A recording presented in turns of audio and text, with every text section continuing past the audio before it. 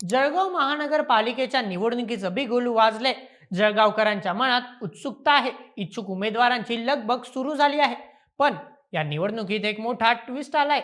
मैदान तर मारलं जाईल, नगरसेवक ही निवडून येतील, पण शहराचा प्रथम नागरिक म्हणजेच महापौर कोण असणार, किंवा महापौर पदाची खुर्ची नक्की कोणत्या प्रवर्गासाठी असेल, हे अद्याप ठरलेलं नाही.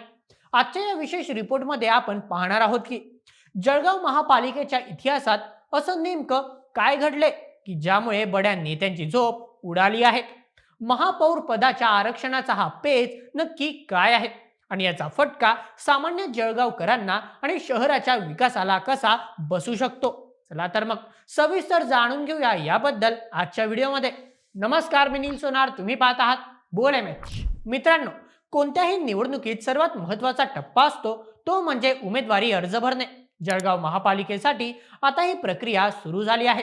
गल्लीबोळात बॅनर लागत आहे आणि कार्यकर्ते कामाला लागले आहेत. पण या सगळ्यात एक मोठी अडचण निर्माण झाली आहे, ती म्हणजे महापौर पदाचं आरक्षण.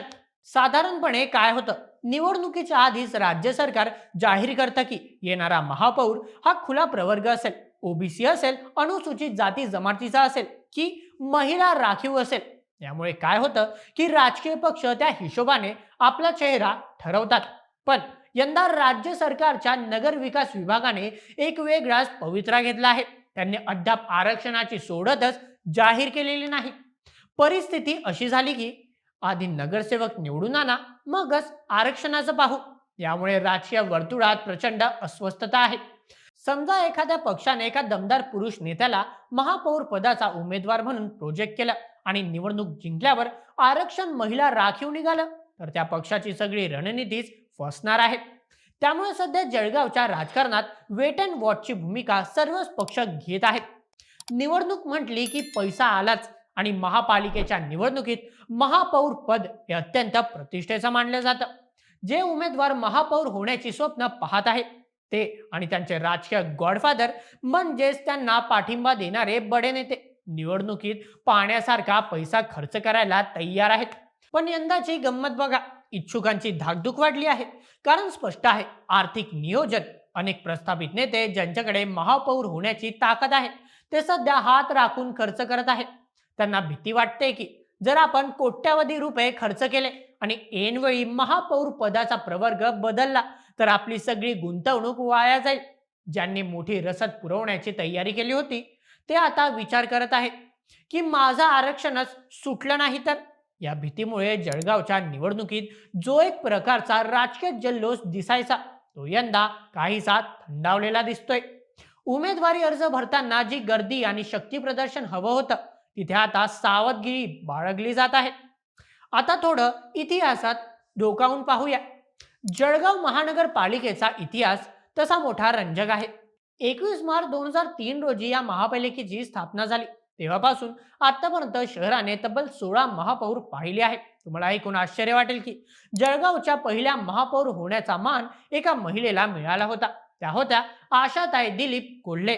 त्यांनी 21 सप्टेंबर 2003 ते 20 मार्च 2006 असा मोठा कार्यकाळ गाजवला.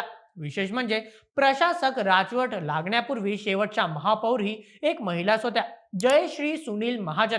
आकडेवारी पाहिली तर आतापर्यंत 16 पैकी 7 वेळा महिलांना शहराचं नेतृत्व करण्याची संधी मिळाली आहे, तर 9 वेळा पुरुषांनी हे पद भूषवलं आहे. यात काही गमतीशीर किस्से सुद्धा आहेत. जळगावच्या राजकारणात अस्थिरताही राहिली आहे. उदाहरणार्थ गणेश बुधव सोनवणे यांना महापौर म्हणून काम करण्यासाठी अवघे 2 महिने मिळाले.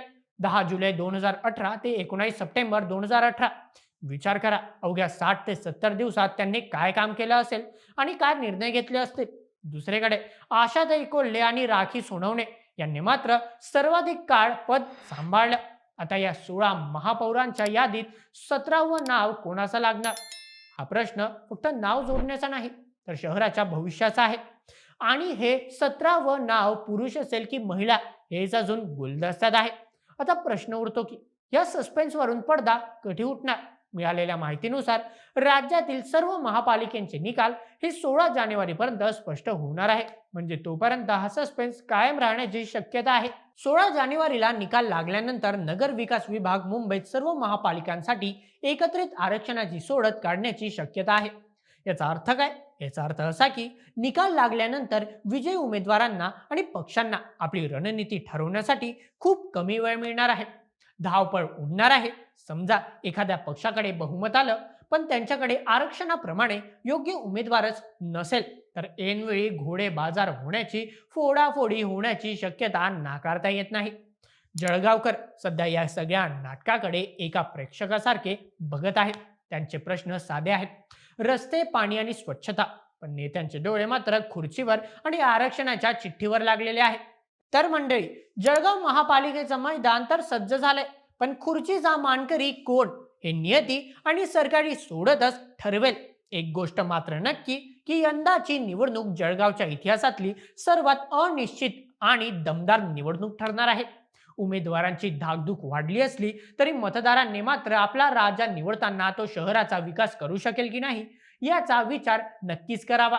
आरक्षण कोणाचंही निघो, पण निवडून येणारा महापौर हा शहराला विकासाच्या मार्गावर नेणारा असावा, हीच सर्व जळगावकरांची अपेक्षा आहे.